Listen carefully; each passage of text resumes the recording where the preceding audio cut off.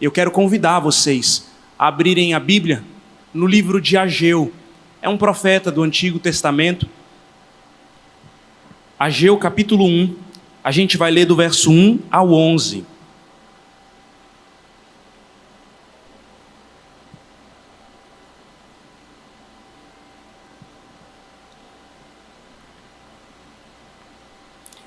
Nos próximos domingos eu vou caminhar por esse livro de forma completa. E eu decidi ministrar esse livro porque há um tempo atrás ele me encorajou muito, me incentivou muito, me confrontou bastante. E é um livro que nos exorta a trabalhar para o Senhor. Então achei oportuno começar falando desse Deus que nos chama ao trabalho. Por isso a gente vai ler hoje do verso 1 ao 11 e considerar o que esse texto nos ensina. Se você encontrou, acompanhe comigo o que diz a palavra de Deus. No segundo ano do reinado de Dário, no sexto mês, no primeiro dia do mês, por meio do profeta Ageu, a palavra do Senhor veio a Zorobabel, filho de Salatiel, governador de Judá, e a Josué, filho de Josadaque, o sumo sacerdote, dizendo: assim diz o Senhor dos exércitos, este povo diz, ainda não chegou o tempo em que a casa do Senhor deve ser construída. Por isso, a palavra do Senhor veio por meio do profeta Ageu, dizendo: acaso é tempo de vocês morarem em casas luxuosas, enquanto este templo permanece em ruínas? Portanto, assim diz o Senhor dos exércitos, considerem o que tem acontecido com vocês. Vocês semearam muito e colheram pouco. Comem, mas isso não chega para matar a fome. Bebem, mas isso não dá para ficar satisfeito. Põem roupa, mas ninguém aquece. E o que recebe salário, recebe-o para colocá-lo numa sacola furada. Assim diz o Senhor dos exércitos, considerem o que tem acontecido com vocês. Vão até o monte, tragam madeira e reconstruam o templo. Dele me agradarei e serei glorificado, diz o Senhor. Vocês esperavam que fosse muito, mas que veio foi pouco. E esse pouco, quando o levaram para casa, eu o dissipei com um sopro. E por quê? Pergunta o Senhor dos exércitos. Porque o meu templo permanece em ruínas, enquanto cada um de vocês corre por causa de sua própria casa. Por isso, os céus retêm o seu orvalho, e a terra não produz os seus frutos. Fiz vir a seca sobre a terra, e sobre os montes, sobre o cereal, sobre o vinho, sobre o azeite, sobre o solo que produz, sobre as pessoas, sobre os animais e sobre todo o trabalho das mãos. Até aqui a leitura da palavra do nosso Deus, você pode sentar. Eu não sei quantos de vocês já viajaram para o Japão. Tem alguém que já fez isso aqui? Mesmo não tendo viajado para o Japão, a gente sabe que o Japão é um conjunto de ilhas que fica no Oriente, bem no extremo, muito distante daqui. E é um lugar conhecido por não ser tão grande geograficamente, mas que tem uma história de muitos anos. O Japão participou da Primeira Guerra Mundial e teve algumas vitórias, mas o ponto mais importante da história do Japão talvez tenha sido em 1945, quando na Segunda Guerra Mundial o Japão foi devastado. Na verdade, foi o único lugar que foi atacado com 2 bombas nucleares, o que a gente conhece, Hiroshima e Nagasaki. O Japão é um lugar que foi destruído em 1945. Mas, quando a gente olha para o Japão hoje, a gente não vê mais um povo destruído. Se você olhar para o Japão hoje, você vai ver uma das maiores potências mundiais. Foi em 3º lugar no ranking de potências por alguns anos, e hoje está em 4º lugar, atrás só dos Estados Unidos, China e Alemanha. E é curioso pensar como um povo destruído pode se reconstruir. Como um lugar, um conjunto de pessoas que foi devastado, pode voltar a ser não só um povo qualquer, mas um povo extremamente importante na história do mundo. Eu não sou professor de história, e eu não estou aqui para falar de história. Eu estou aqui porque esse relato do Japão tem muito a ver com a história de Judá. Ageu foi um profeta que se referiu ao povo de Judá. E o povo de Judá tinha sido devastado. Eles haviam sido arrasados por um homem chamado Nabucodonosor, no ano 580 a.C. Israel ou Jerusalém foi destruída. Os muros foram quebrados. O templo não foi só destruído, mas foi saqueado. E aquele povo, de alguma maneira, foi ali colocado na lona, no chão. Mas a gente sabe que aquele era o povo de Deus. E a pergunta é: o que motivou tanto o Japão como o povo de Deus a se reerguerem de novo? O que leva um povo destruído a ser um povo vitorioso mais uma vez? De novo, no Japão foi o trabalho. E para nós não é diferente.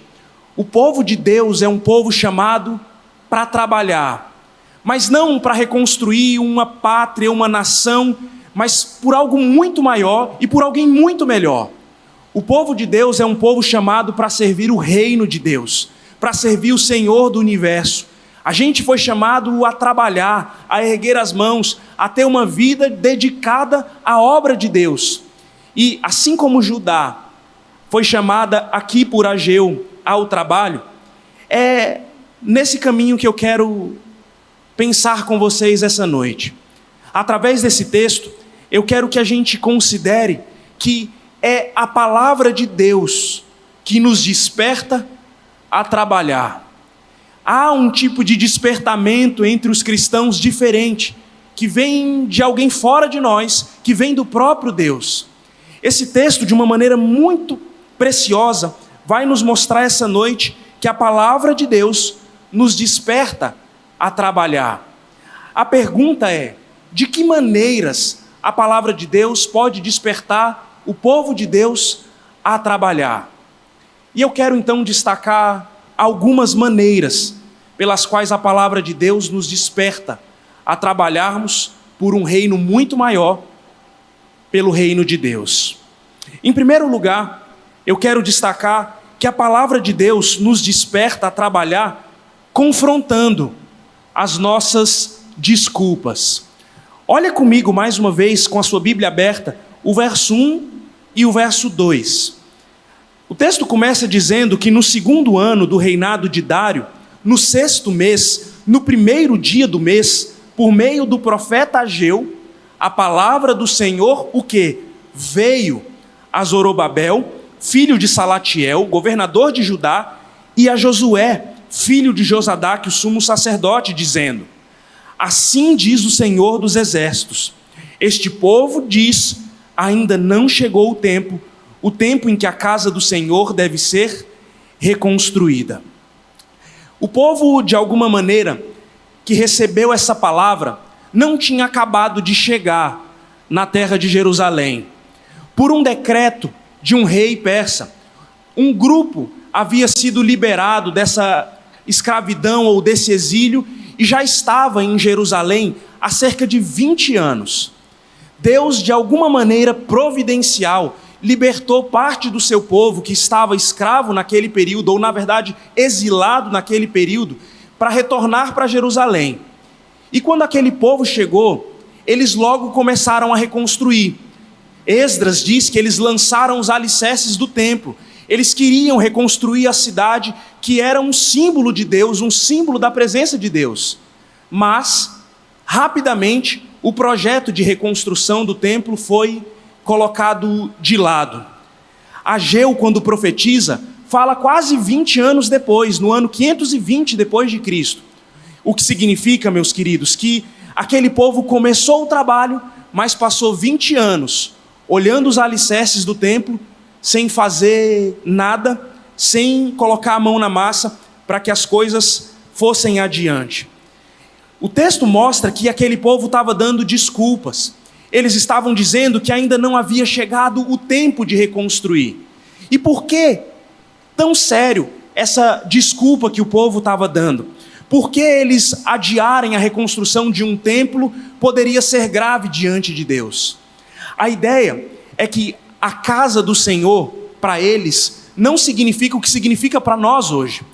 A gente fala de casa do Senhor como o ajuntamento do povo de Deus.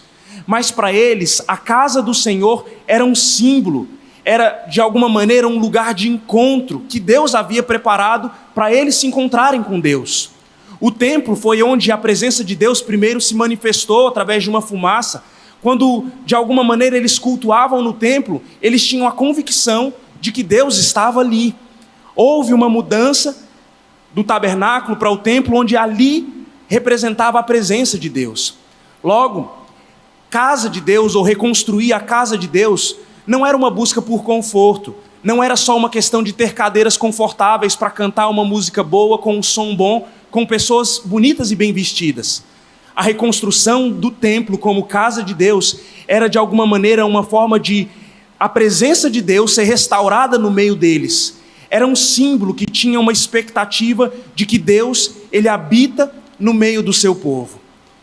Mesmo os judeus sabendo disso, eles adiaram a reconstrução do templo por quase 20 anos. Deram desculpas, acreditaram que aquilo não era importante e de alguma forma eles estavam assim desonrando a Deus. Se você quiser me encontrar, você não pode ir na casa do Marcelo para me encontrar. Você vai à minha casa, no final aqui dessa rua Armando Duarte, e você me encontra. Quando o povo ia ao templo, eles iam encontrar o Senhor. Reconstruir o templo apontava para a presença de Deus no meio deles. Isso tudo, de alguma forma, estava sendo negligenciado por aquelas pessoas. Por trás do trabalho daquelas pessoas, não estava só subir paredes, mas havia uma grande história. A história de Deus redimindo, restaurando o seu povo e habitando no meio do seu povo. Deus desperta aquele povo e confronta as desculpas daquele povo, porque Deus quer que eles trabalhem. Trabalhem porque Deus está construindo e dirigindo uma história gigantesca, que é a história da salvação. Uma história onde as nossas histórias são ligadas com a história do povo de Deus. Mas mais do que isso, uma história onde a nossa vida é ligada a Deus, o grande Salvador. Essa ideia do templo apontou para algo que estava muito além dos judeus naquele momento. Porque o verdadeiro templo dos cristãos não é uma construção de parede, mas é o próprio Senhor Jesus Cristo. Foi o Senhor Jesus Cristo, na verdade, que, questionado pelos judeus, ele disse que destruiria aquele templo e reconstruiria o templo em 3 dias. E Jesus não falava do templo, mas do seu corpo. A importância do templo era que aquilo era um símbolo da presença de Deus.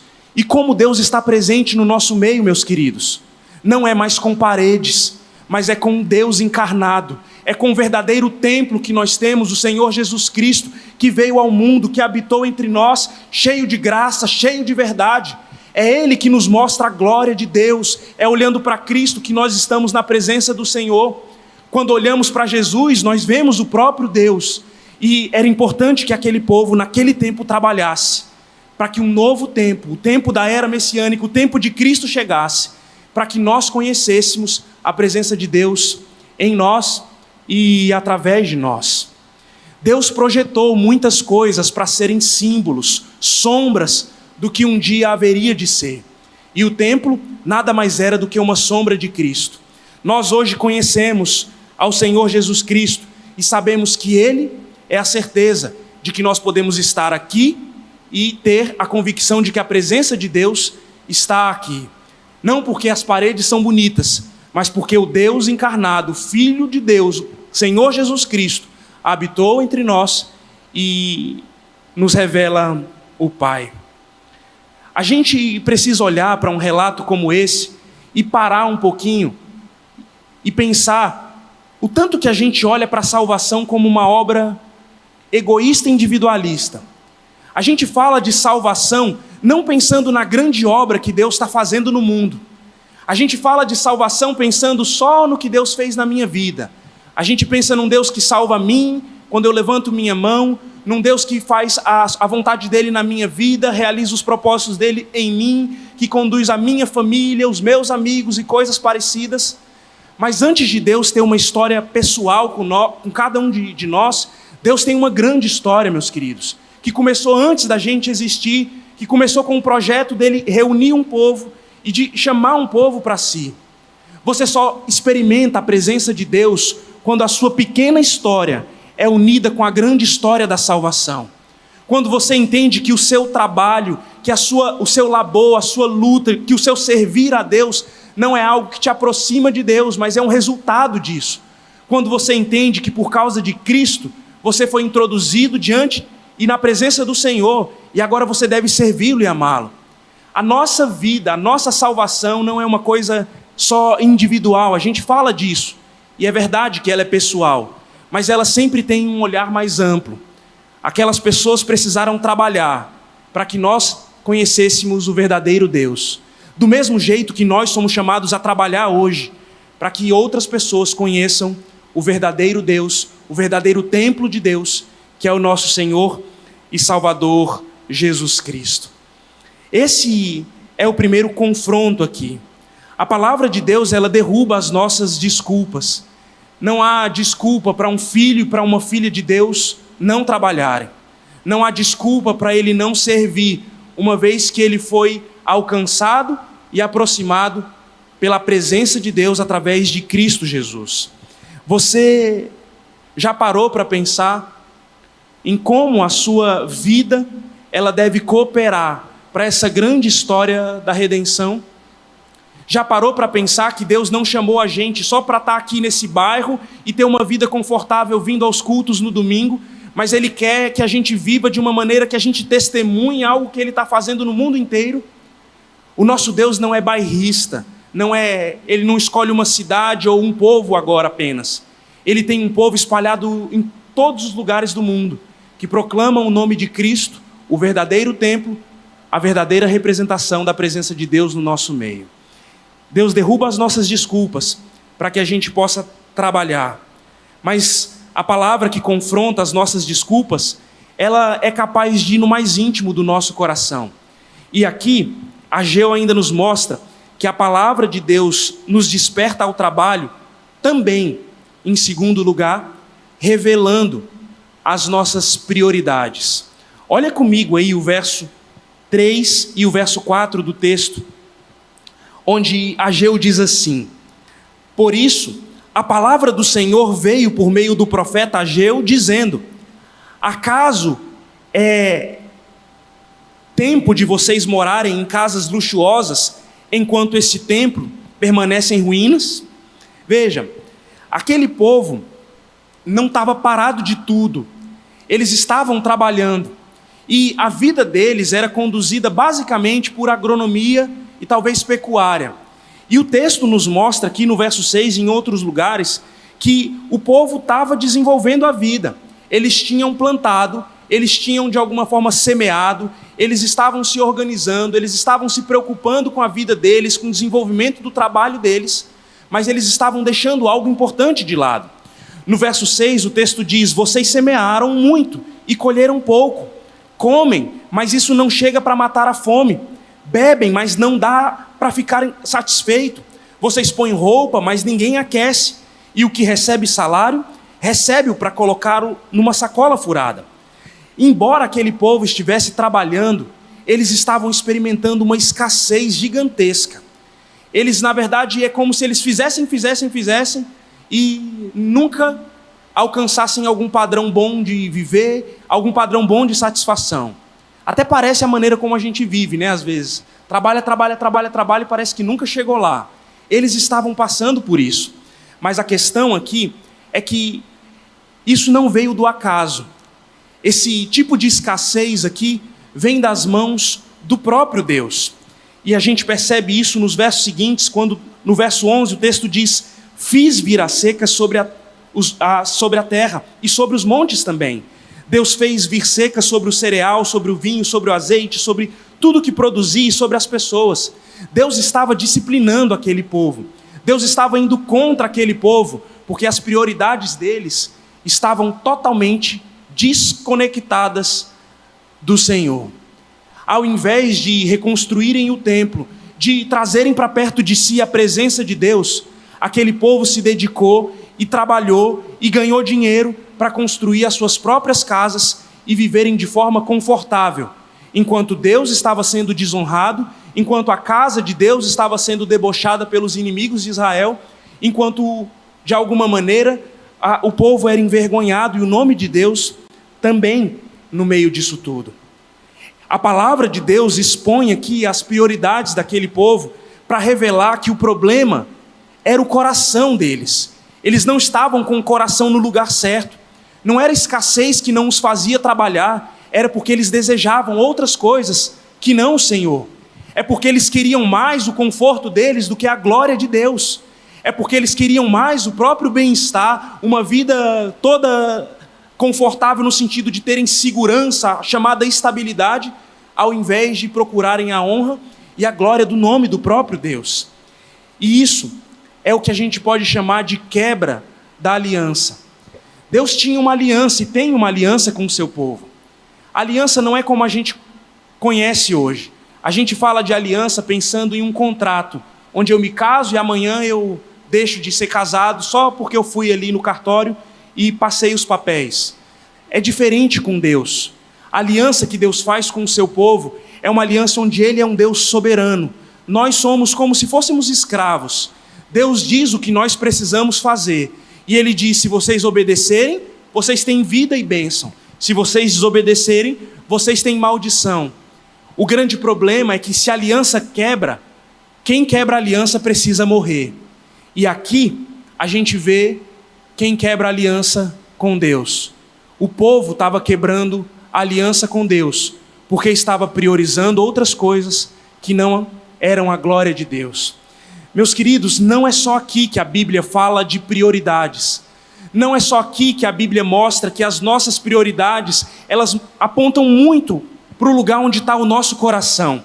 Mateus, ele falando aos gentios, ele diz, o Pai de vocês que está no céu sabe que vocês precisam de todas elas. Está falando de preocupações, de comer e de beber, e ele diz, busquem em primeiro lugar o reino de Deus e a sua justiça, e todas estas coisas lhes serão acrescentadas. O que Mateus está dizendo é a mesma coisa que Ageu fala no Antigo Testamento, que o povo de Deus precisa ter prioridades, e as prioridades do povo de Deus são a glória de Deus, o reino de Deus, o serviço ao nome de Cristo, e as outras coisas nos são acrescentadas. Isso é confiar em Deus, isso é servir a Deus, isso é viver pela fé em Cristo Jesus, confiando nas palavras de Deus, nas palavras de Cristo Jesus. A gente percebe que não somente isso, mas no mesmo capítulo, Mateus ainda diz, porque onde estiver o teu tesouro, aí estará o teu coração. Aquele era o povo de Deus, que foi liberto para reconstruir a casa de Deus, para viver na presença de Deus, mas quando eles foram libertos, eles usaram a liberdade deles para construir as suas próprias casas, o seu próprio luxo, o seu próprio conforto. E não pode ser assim com nenhum de nós que nos chamamos ou que nos identificamos como povo de Deus. A gente precisa entender que prioridade não é uma questão de recurso, não é uma questão de tempo. Eu oferto não é porque eu sou rico, não é porque eu tenho demais, eu venho à igreja não é porque eu não trabalho muito, eu participo do estudo bíblico no domingo, não é porque eu sou desocupado, eu venho aos cultos, não é porque eu não tinha outra coisa para fazer. Tudo tem a ver com prioridade, tudo tem a ver com o nosso coração, onde está o nosso coração, se diante de Deus ou se afastado de Deus. E é preciso que a gente pare e reconsidere quais têm sido as nossas prioridades, para que a gente não queira administrar a vida de uma maneira confortável, para que a gente não queira ser o povo de Deus, se comprometendo só onde isso não atrapalha os meus planos de carreira, só onde não atrapalha o desenvolvimento da minha família, das minhas riquezas, dos meus bens, do sucesso que eu pretendo alcançar. Ser crente não é dar o que resta para o Senhor, é priorizar o reino de Deus confiando de que as outras coisas nos vão ser acrescentadas. Como a gente sabe disso? Só pela palavra de Deus. A palavra de Deus, ela confronta as nossas desculpas, ela expõe as nossas prioridades para que a gente perceba que às vezes a gente não é tão crente ou não está tão fiel como acha que está. Mas não só para nos deixar assim, sem amparo ou assustados. Ela faz isso para nos apontar uma direção de esperança e de mudança. E a gente avança no texto e pode perceber que a terceira maneira da palavra de Deus nos despertar ao trabalho é desafiando a nossa confiança e a nossa obediência em Deus. Olha aí o verso 7 e o verso 8 da Bíblia. O que está escrito aí na sua Bíblia?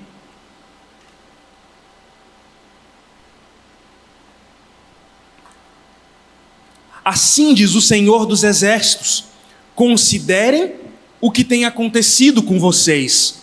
Vão até o monte, tragam madeira e reconstruam o templo.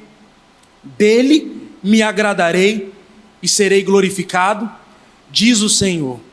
Veja que em meio às advertências que Deus está dando por meio de Ageu, Deus ele não está repreendendo o povo ou só brigando com o povo como se quisesse destruí-lo. O povo já estava mal. Eles estavam dando desculpas e estavam com as prioridades totalmente inversas. No meio de tanta bronca, Deus mostra a disposição que Ele tem de, com graça e misericórdia, mudar o rumo da nossa vida. E aqui, Ele dá uma orientação, Ele diz: olha, façam isso, vão ao monte, tragam madeira, reconstruam o templo. Façam o que precisa ser feito, me sirvam com fé e com obediência, esse é o caminho.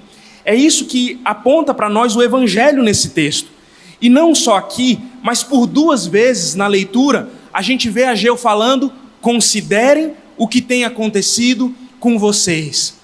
É como se Ageu estivesse gritando para um povo que está dormindo: acorde, preste atenção, eu estou mostrando para vocês o caminho. Ageu não está dizendo assim: ei, não, ele está gritando: ei, presta atenção, só tem 2 caminhos. Ou a gente glorifica o nome de Deus, ou a gente desonra o nome de Deus. É isso que significa o considerem aqui. Reflitam, pare, pense. Acima de tudo, tomem uma atitude em relação à palavra de Deus. Decidam, respondam ao que vocês estão ouvindo. E Ageu então mostra aqui que a palavra de Deus, ela não é algo para ser apreciado, ela exige uma resposta. Ageu queria que o povo respondesse a Deus com confiança e com obediência. E é nesse sentido que a gente vê Deus resgatando um povo perdido. É nesse sentido que a gente vê Deus confrontando, brigando, disciplinando, mas para restaurar. É nesse sentido que Deus chama a sua atenção e a minha atenção para as desculpas que você e eu damos para trabalhar, para as prioridades invertidas que às vezes a gente tem adotado e perceber que a gente não está no caminho certo. Há só 2 caminhos. Ou nós trabalhamos com fé e obediência para que o nome de Deus seja glorificado, ou a gente está gastando a nossa vida com coisas que não têm valor. Deus está desafiando a vida de cada um de nós com a palavra dele, para a gente crer, para a gente confiar e obedecer, para a gente ouvir o que a Bíblia diz e falar: isso é certo e é isso que eu quero viver, eu quero trabalhar, eu quero servir, eu quero me envolver. Existe no meio dos cristãos hoje um nominalismo. Há muito crente nominal, há muita gente que se apresenta como cristão, que fala que ama Jesus, que fala que é da igreja, mas que de alguma maneira não passaria pelos critérios aqui do texto. Não trabalha para o Senhor, não está vivendo para a glória de Deus, está dando desculpas, está se afastando, está se esquivando, e Deus está dizendo: não viva assim, meu querido, não continue assim. Abra mão das desculpas, abra mão das prioridades erradas, porque eu quero usar você para uma história muito maior do que a sua. Eu quero ligar a sua história com a história de alguém que trabalhou por mim, diferente de você e melhor do que você. trabalhou ao ponto de me agradar de uma maneira tão grande, que hoje você, se confiar nele, pode também me agradar. Deus está chamando a gente para olhar para Jesus, para confiar no que Jesus fez, para olhar para o Jesus que trabalha para a glória de Deus, que é a presença de Deus no nosso meio, que se desgasta de alguma forma para unir gente tão diferente e se juntar a Ele no serviço ao reino. É nessa direção que Ageu aqui nos confronta e nos mostra o Evangelho. O Evangelho é aquilo que Deus fez por nós. E o Evangelho é a certeza de que mesmo quando nós priorizamos errado, mesmo quando nós damos desculpas, mesmo quando nós até mesmo rejeitamos o Senhor e o seu reino, ainda há esperança. A nossa vida pode ser mudada. A direção da nossa história pode ser outra. Isso apenas e exclusivamente por meio da nossa confiança em Cristo Jesus. É para isso que Deus nos chama como povo dele. O Japão hoje é uma grande potência, mas nada comparado ao reino de Cristo Jesus. Há um reino maior, um reino celestial. Há uma cidade muito mais bonita do que a nossa, muito mais bela e gloriosa, a qual o próprio Senhor Jesus Cristo, com as suas próprias mãos, tem trabalhado para construir casas, para que um dia a gente habite lá. E a hora de você se envolver com Cristo não é amanhã, é hoje. A hora de você falar, eu vou trabalhar, eu quero viver para a glória de Deus, eu vou afastar essas desculpas porque eu já estou tempo demais assim. É agora, meu querido e minha querida. Deus está chamando a gente para uma obra grandiosa e gloriosa, que leva o nome dele. Ela é feita aqui na igreja, é verdade, mas ela tem efeitos muito maiores do que o nosso bairro. E eu queria encorajar você a parar e pensar um pouquinho. Se você quer fazer parte dessa história, se você quer fazer parte do povo de Deus, se você quer, no final das contas, levar não o seu nome para frente, mas o nome de Cristo como seu Salvador. É só a palavra de Deus que nos desperta para isso. A palavra nos desperta confrontando nossas desculpas, expondo as nossas prioridades, mas desafiando a gente a confiar e obedecer ao Senhor Jesus Cristo. Você quer fazer isso? Você quer trabalhar esse ano para a glória de Deus? Você quer se dedicar mais à obra do Senhor?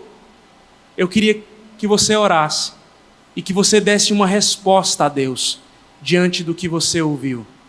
Se você entrou nessa igreja, não é um cristão, mas ouvindo a Bíblia, percebeu que Deus tem uma história muito maior e que você quer fazer parte dessa história, você pode fazer isso confiando em Cristo, se arrependendo dos seus pecados. Eu convido você a então dar uma resposta a Deus essa noite. Se você é um cristão, mas tem vivido de qualquer forma, eu convido você a pedir a Deus perdão, para reafirmar o seu compromisso com Ele, para a gente poder começar um ano com toda a força, com muito gás, pela graça do nosso Senhor. Fala com Deus.